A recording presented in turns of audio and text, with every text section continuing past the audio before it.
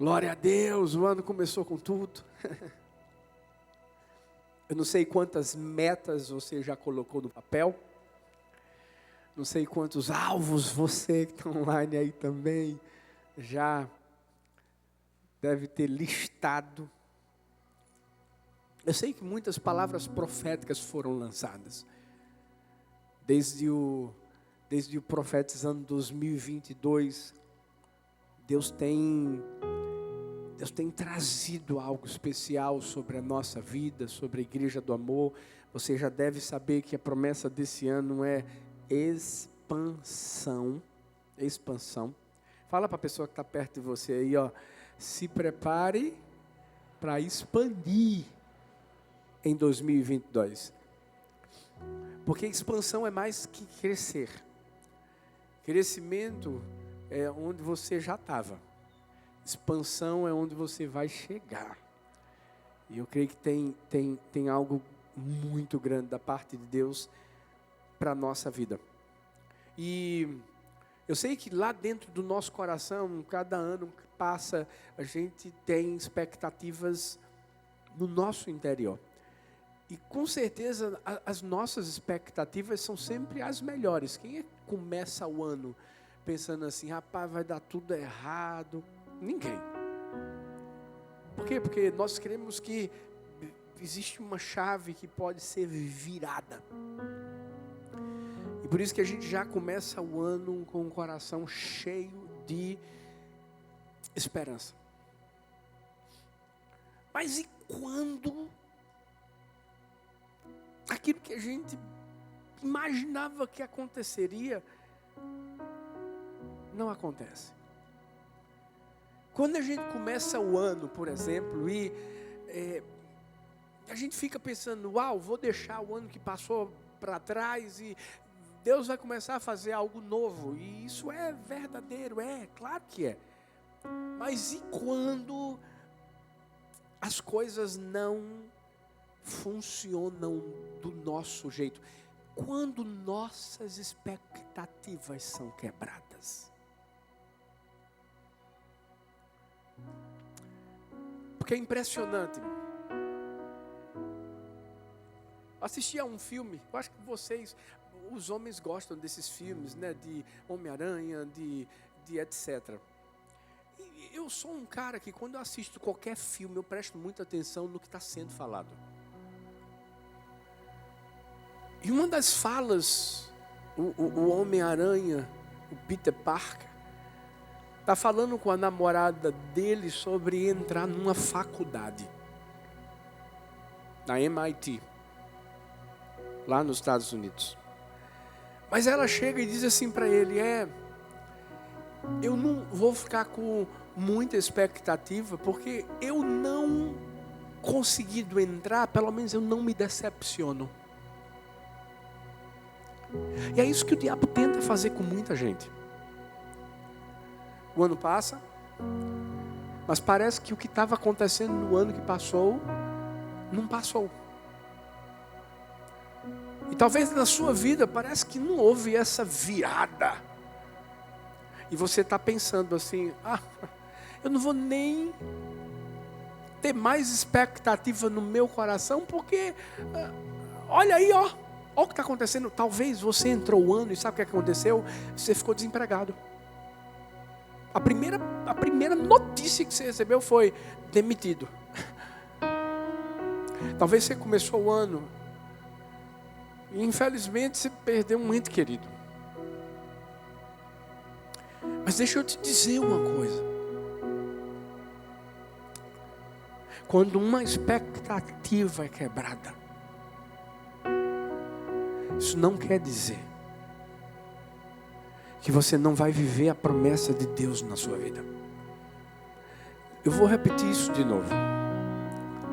Quando uma expectativa é quebrada, isso não quer dizer que você não vai viver a promessa de Deus na sua vida. Sabe por quê? Porque não são mais dificuldades que vão ditar como vai ser o seu ano. Quem vai ditar como vai ser o seu ano é a boca do nosso Pai. É a boca de Deus e a gente precisa estar sempre apegado ao que Ele nos fala. Se nós cremos que Deus está acima de todas as coisas, se nós cremos que Deus está acima de tudo, apenas creia que se Deus diz que tudo coopera para o seu bem, é porque vai cooperar. Um autor desconhecido disse que Deus nunca fere a não ser por amor. E nunca tira nada a não ser para dar. Talvez você diga assim, que heresia é essa, pastor Arthur? Não é heresia, é verdade. Quando Deus permitiu que Jó vivesse aquela situação toda na sua vida, você acha que Deus estava querendo que o diabo matasse Jó? Você acha que Deus estava querendo que o diabo simplesmente se levantasse, derrotasse Jó e depois ficasse cantando vitória? Não. Eu posso te dizer sem medo de errar que havia amor em tudo isso. E que havia ao mesmo tempo uma restituição que viria sobre a vida de Jó, que Jó jamais imaginaria que ele viveria isso tudo. Porque expectativas foram quebradas. Mas quando a gente entende quem é que está acima de qualquer expectativa ou dificuldades que venham para quebrá-las, nosso coração se mantém em paz. Em paz. Eu quero apenas preparar você para uma coisa, porque quando eu digo que vai ser o ano da expansão, é a verdade, vai ser, porque Deus disse.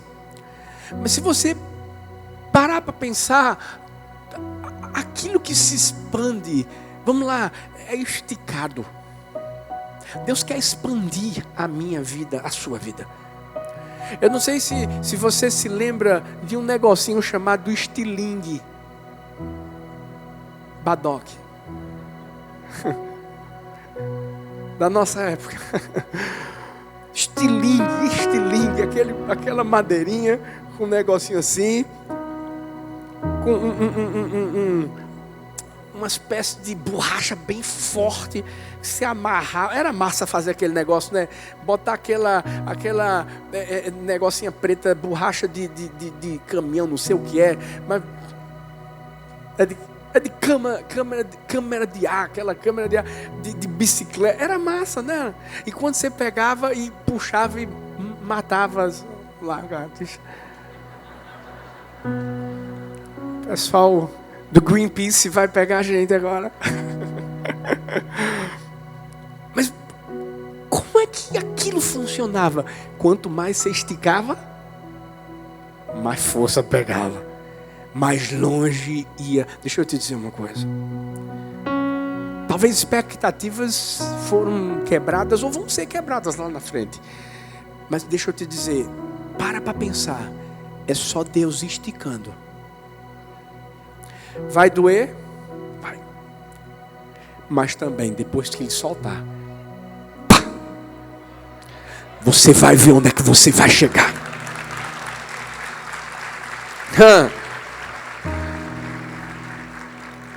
Então entenda. Quando a Bíblia diz em Mateus 24:35, o céu e a terra passarão, mas as minhas palavras não hão de passar. Ei, Deus falou, Deus vai cumprir. Agora, qual é o perigo quando expectativas são quebradas? E são três lições que a gente tem que aprender. Escuta, porque a gente não pode fazer isso. Porque esse é o alvo do diabo. É fazer com que, através das expectativas quebradas, ele dê uma rasteira na gente e impeça a gente de continuar caminhando, porque o ano está começando. Ele não quer que a gente chegue lá. Então são 3 lições que a gente vai aprender aqui, no Salmo 78. E a primeira delas é: quando nossas expectativas forem quebradas, escuta, não se esqueça do que Deus fez.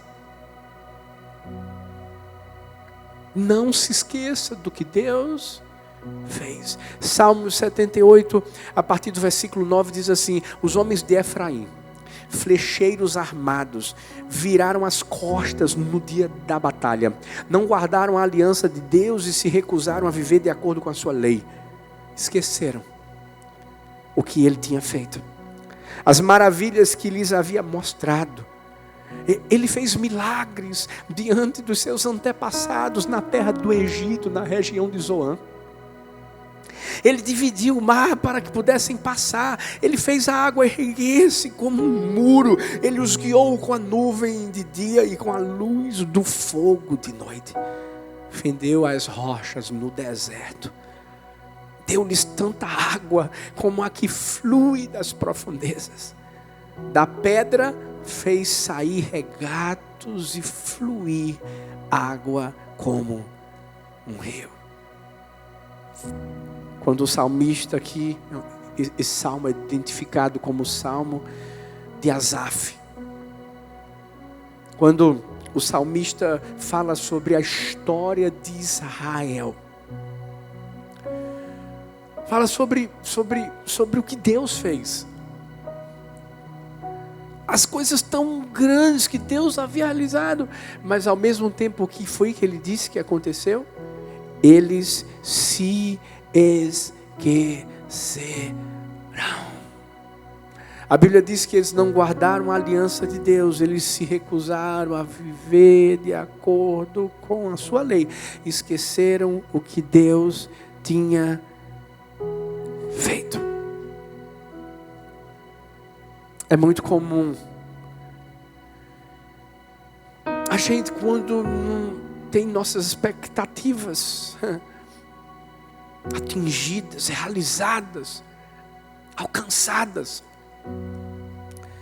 ao invés de nós clamarmos ao Senhor, nós reclamamos do Senhor. E a nossa memória parece que fica um pouco mais curta. É muito fácil, infelizmente, a gente se esquecer de algo grande que Deus fez, quando algo muito pequeno que o diabo está fazendo está na nossa frente. Por quê? Porque a tendência é observar o que está na frente, que é pequeno, que é apenas um obstáculo, mas a gente deixa para trás. E essa hora é a hora que a gente tem que olhar para trás. Essa é a hora que a gente tem que se lembrar. Uma das coisas que a cultura judaica ensina, e é isso que o salmista quis fazer quando falou da história do povo de Israel, é se lembrar, é mostrar o que aconteceu, é falar dos grandes feitos. O judeu, ele desde pequeno, ele é ensinado por seus pais, e esses pais vão falar sobre a parte onde o povo sai do Egito, a parte onde entra no deserto, a terra prometida. Ou seja, é uma história que é contada para a antiga geração, para que essa antiga geração não se esqueça do que Deus fez. Sabe por quê? Porque eles já experimentaram algo muito ruim lá no passado. O quê? Essa amnésia espiritual. Quando a gente entende que as aflições são apenas uma oportunidade que a gente tem para a gente se aproximar mais e mais de Deus. Que cada dificuldade, cada luta que a gente enfrenta, que cada deserto que a gente passa, é para a gente estar mais perto dele. Thalita colocou ontem mesmo uma postagem no feed dela, falando sobre justamente o deserto. Deserto, na verdade, é lugar onde você tem que se lembrar da companhia. Quem está com você lá no deserto? Porque não é assim? Vamos lá, vamos falar dos desertos da vida. Você que é casado, você deve ter começado lá de baixo. E de repente, o que foi que aconteceu? Vocês começaram a crescer juntos. a alcançar sonhos juntos. É ou não é? Geralmente não é assim. Porque só nasce grande monstro, como dizem. Mas vamos lembrar do deserto que você enfrentou. Vamos lembrar das dificuldades que você enfrentou. E talvez enfrenta, mas vocês estão juntos. É a companhia. E é isso que a gente às vezes se esquece da parte de Deus. Ei, a gente se esquece da companhia. Está difícil. Expectativas foram quebradas. Está passando por problemas. Ei, fique perto de Deus. Não esqueça do que Ele já fez. Lá em Tiago 4,8, a Bíblia diz assim: aproximem-se de Deus e Ele se aproximará de vocês. Pecadores, limpem as mãos, e vocês que têm a mente dividida, purifiquem o coração. Por quê? Porque quanto mais perto você estiver de Deus, mais perto Ele estará de você. Ele se aproxima. Começou o ano com luta, pastor. Você começou o ano com dificuldades, meu filho. Deixa eu te dizer uma coisa. Essa é a hora de você aproveitar para desenvolver o relacionamento que você nunca teve com seu pai. Essa é a hora de você conhecê-lo como você nunca o conheceu. E talvez você diga assim: ah, pastor, mas eu até leio a Bíblia, mas parece que eu leio a Bíblia e não consigo absorver nada. E leio. Parece que são palavras vazias. Deixa eu te dizer uma coisa. Eu vi a história de um discípulo que chegou para o mestre e disse assim: mestre, por que a gente tem que ler a Bíblia de forma constante? Se a gente não consegue memorizar tudo. Então, a gente tem que ler uma vez, tem que ler outra, depois a gente lê toda a Bíblia, depois volta a ler de novo. Porque a gente tem que ler de novo o que a gente já esqueceu. E nesse momento, esse mestre ficou olhando assim, pensando qual é a resposta que eu vou dar para o meu discípulo. Até que ele olhou o horizonte por alguns minutos, pediu para o discípulo pegar um cesto de junco, bem sujo, e disse assim: me faz um favor. Tem um riacho lá embaixo. Eu queria que você fosse até aquele riacho e trouxesse o cesto cheio de água para mim. O discípulo olhou assim, sem entender muito bem. Pegou o cesto de junco, foi até o riacho. Mas quando ele subiu e ele chegou lá em cima, ele percebeu que, não tinha mais água dentro do cesto. E o mestre pergunta a ele: qual foi a lição que você aprendeu? E ele disse assim, rindo, que cesto de junco não segura água. Nessa hora o mestre olhou para ele, sorriu e disse assim: vai lá de novo. E ele foi novamente, pegou. Quando voltou, o mestre perguntou: e aí, qual foi a lição que você aprendeu? E ele disse assim: cesto furado não junta água não. Aí o mestre disse: vai lá de novo. Gente, na 10ª vez, o discípulo já estava assim, sabe, cansado, porque ia, voltava, e ele não conseguia entender muito bem o que estava acontecendo. Até que na 10ª vez, quando o mestre olha para ele e pergunta assim: qual foi a lição que você aprendeu? Ele olhou para o cesto e percebeu que aquele cesto de junco que estava todo sujo, agora estava limpo. Muitas vezes, sabe, a gente está passando por situações difíceis, e a gente está buscando a Deus, e a gente está lendo a Bíblia, e a gente fica pensando assim: eu não estou entendendo nada, não sei o que está acontecendo, Deus não está falando comigo, tal, eu acho que eu vou parar de buscar Deus, eu acho que eu vou parar de ler a Bíblia. E na verdade, sabe o que Deus está fazendo? Limpando aqui dentro. Sabe por quê? Porque Deus está... Você acha que Deus vai dar uma bênção para você do jeito que eu e você estamos? Não. Ele primeiro vai preparar o nosso coração. Primeiro Ele vai preparar a nossa vida. Primeiro, sabe o que Ele vai fazer? Ele vai ajeitar aqui. Porque quando a gente receber aqui, aí a gente vai estar com o coração do jeitinho que Ele quer que a gente esteja. Para pensar, porque muita coisa não aconteceu na minha vida e na sua vida.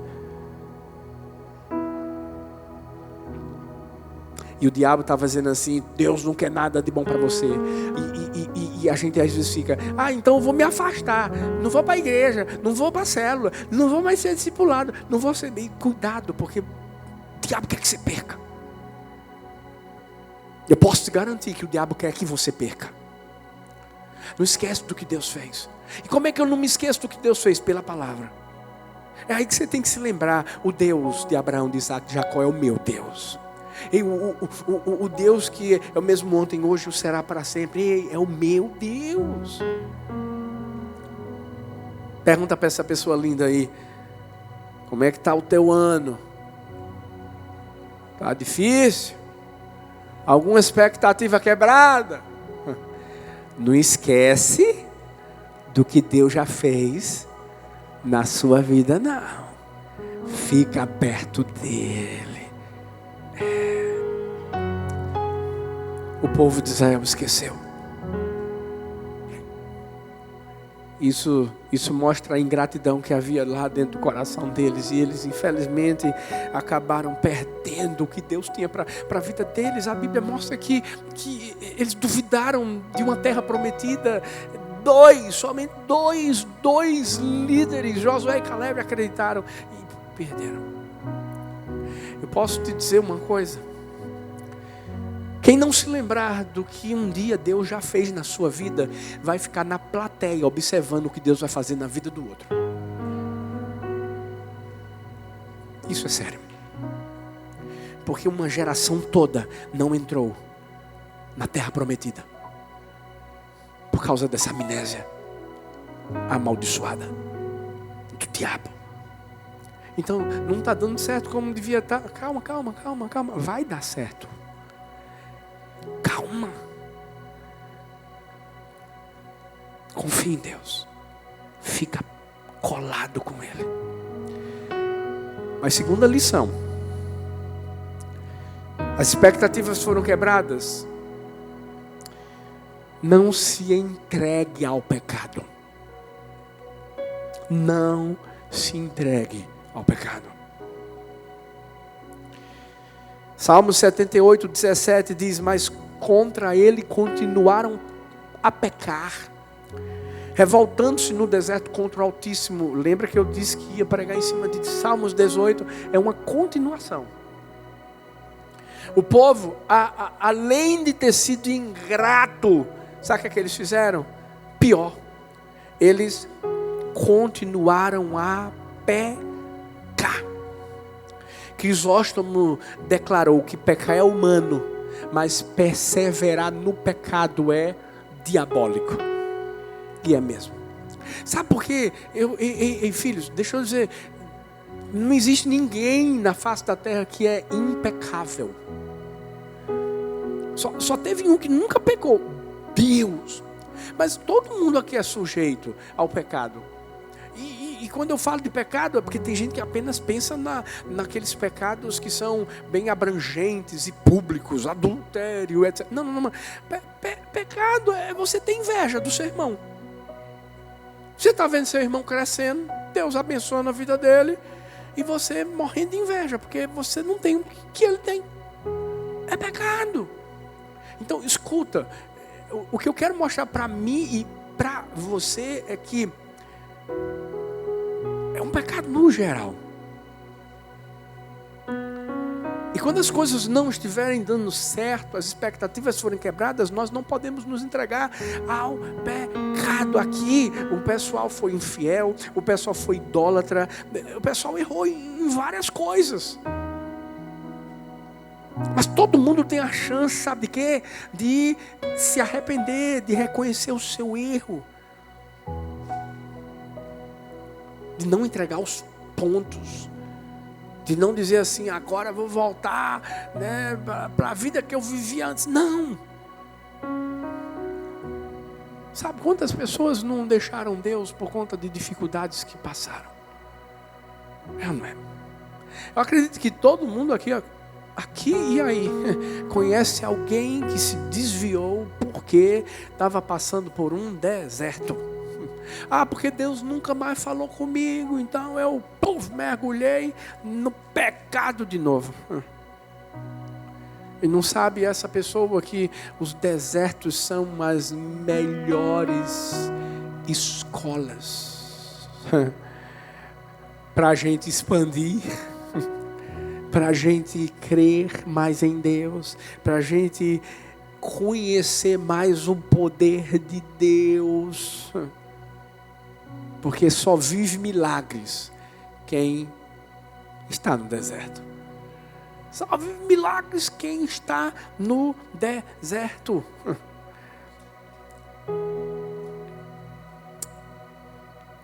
E o diabo vai tentar fazer com que a gente não confie em Deus. E quem não confia em Deus acaba se afastando de Deus. Quem se afasta de Deus acaba se aproximando do pecado. Por isso que Oswald Chambers disse: a raiz do pecado é a secreta desconfiança de que Deus não é bom. Essa é a mentira que o diabo quer plantar na nossa alma. Está vendo que Deus é esse? Porque Deus não cuidou. Infelizmente aconteceu algo muito sério agora em Minas Gerais, Capitólio. Acho que vocês viram, né? Aquela pedra que caiu. Até agora, pelo que eu tinha visto ontem, 7 pessoas tinham morrido. Sabe, uma tragédia. Mas sabe, existem pessoas, infelizmente, que elas vão dizer assim: tá vendo? Porque Deus não segurou aquela pedra. Não é Deus, gente. Deus é bom em todo tempo. Deus é bom em todo tempo. Ainda que a gente não entenda as coisas que acontecem, mas não é Deus. Mas tem gente que vai colocar a culpa em Deus e vai se afastar de Deus porque vai achar que foi Deus. A verdade é que quando a gente escolhe pecar, a gente está dizendo para Deus que a gente não confia nele. Que a nossa vida é melhor ser vivida do jeito que a gente quer. E todo pecado tem raiz na incredulidade. Todo pecado. A palavra pecado vem de um vocábulo grego, amartia, que significa pecado, mas num significado mais simples, significa errar o alvo. E pecar nada mais é do que você errar o alvo. Agora, não é só errar o alvo, é errar o alvo querendo errar o alvo.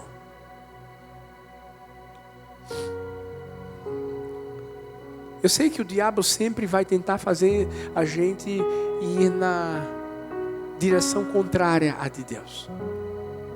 O diabo sempre vai tentar fazer com que eu e você não acertemos o alvo, porque o alvo é Jesus, Ele é o caminho, Ele é a verdade, Ele é a vida. E o diabo sempre vai mostrar o outro lado. Por quê? Porque para o diabo, aquilo que tem que ser normal, ele vai dizer que é anormal. Não sei se você está entendendo. Mas é uma decisão nossa. A decisão de acertar ou errar é minha, é sua. Você está forçado a estar aqui hoje nesse culto? Não. As milhares de pessoas estão aqui, no online com a gente. Ninguém está forçado, não. Por quê? Porque a vida é uma escolha. E a pergunta que eu faço para mim e para você é: o que a gente vai escolher? Quando as coisas estiverem dando errado, eu vou escolher errar? Eu vou escolher jogar tudo pro ar e dizer assim: Deus não me ama, Deus não quer o melhor para mim? Não, gente, sabe por quê? Porque as coisas vão mudar lá na frente. E é isso que a gente tem que entender. Expectativas quebradas agora é porque eu vou te dizer uma coisa: as suas expectativas eram muito menores e pequenas do que as expectativas de Deus para você, para a sua vida.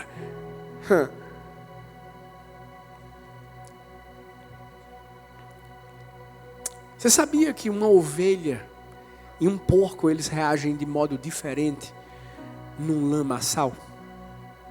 Bota uma ovelha na lama. Ela vai ficar agoniada. A primeira coisa que ela vai querer é um banho. Agora o porco. Bota o porquinho lá na lama. Gente, vai ser uma festa só. É ou não é? Ele vai amar, vai se lambuzar. Agora vai tirar o bichinho de lá. Quando ele começa a grunhir, né? Você acha que é porque ele está feliz que vai tomar banho? Não, ele está irado. Está irado porque estão tirando ele de lá. Ei, na nossa vida, ou a gente vai decidir ser uma ovelha, ou a gente vai decidir ser um porco. Porque é desse jeito. Não é religião que limpa o nosso coração. Não é, não. É entender quem é o pastor. Não existem pastores de ovelhas. Existe um pastor de ovelhas. E a Bíblia diz que ele se deu por mim e por você.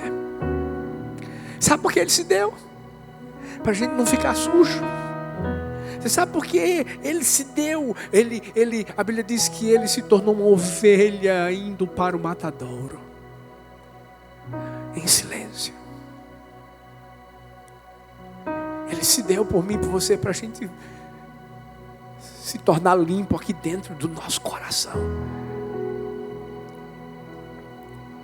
Todo seguidor de Jesus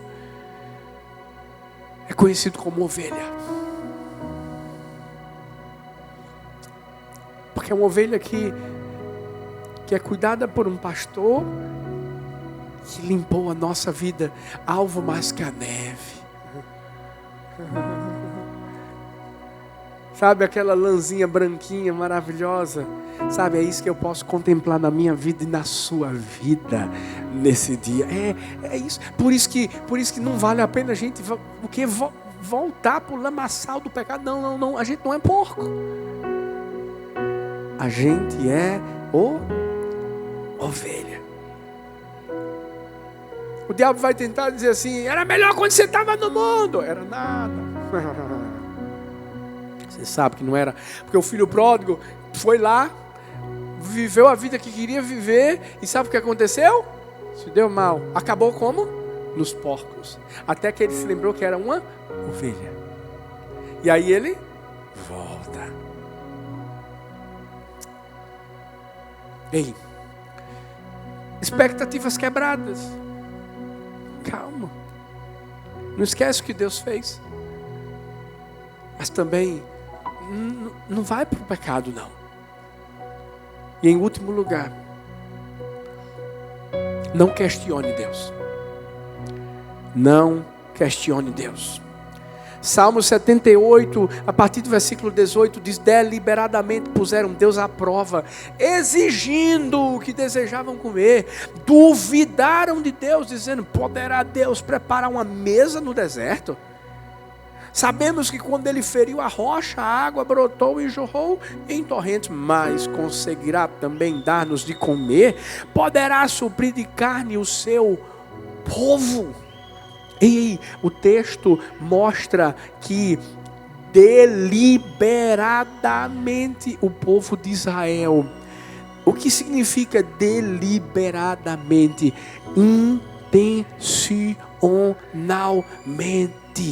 Intencionalmente eles questionaram Deus.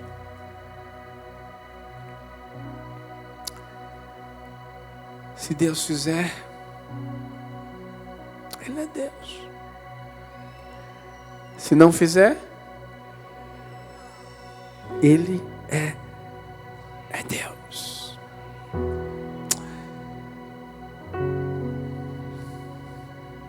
não sei o que você está vivendo. E nem sei o que você pode viver. Mas o que eu quero te mostrar é que não vale a pena a gente questionar o que a gente não consegue entender na hora. Não vale. Romanos 9:20 diz: quem é você, ó homem, para questionar a Deus? Acaso aquilo que é formado pode dizer ao que o formou, por que me fizeste assim? Se você acredita que Deus conhece o seu futuro, na verdade foi Ele que escreveu sua história. Deixa Deus no controle de tudo. Deixa Deus. Talvez você não está vivendo o ano naquela virada que tem gente vivendo, dizendo: eita, meu Deus, eu já estou trabalhando, Mas escuta, você não precisa se desesperar, você não precisa questionar, você não precisa... Não. O que é que eu faço, pastor? Simples, se submeta. Por quê? Porque Deus é o oleiro e nós somos o... A gente cantava aquela canção: eu quebro o meu vaso. Sabe, tudo que a gente precisa fazer na vida é quebrar o vaso. Porque quando a gente quebra o vaso, é a nossa vida, é a gente dizendo assim: Deus, eu não sei o que é melhor para mim, mas o Senhor sabe. Então, Deus, eu quero quebrar a minha vontade, eu quero quebrar minhas expectativas, eu quero quebrar os meus sonhos, eu quero quebrar os meus desejos, mas eu quero viver tudo que é do Senhor. E aí a gente não precisa questionar. A gente só precisa fazer o quê? Se submeter e crer. Ah, meu Deus, e crer que vai dar certo no fim. Agora, a palavra-chave é crer. Eu vi a história de 2 operários de uma mina. Eles tinham ficado soterrados e começaram a cavar, tentando sair. E um dizia assim: a gente não vai conseguir, eu vou morrer. E o outro dizia assim: a gente vai conseguir, a gente não vai morrer não. Se for preciso morrer lutando, a gente vai morrer lutando, bora. Sabe o que aconteceu? Aquele que dizia assim: não vamos conseguir, vamos morrer, morreu. E o outro continuou cavando. Todo dia, um pouquinho. Faltava apenas meio metro para sair. E ele conseguiu. Muitas vezes na nossa vida vai ser assim. Vai faltar meio metro.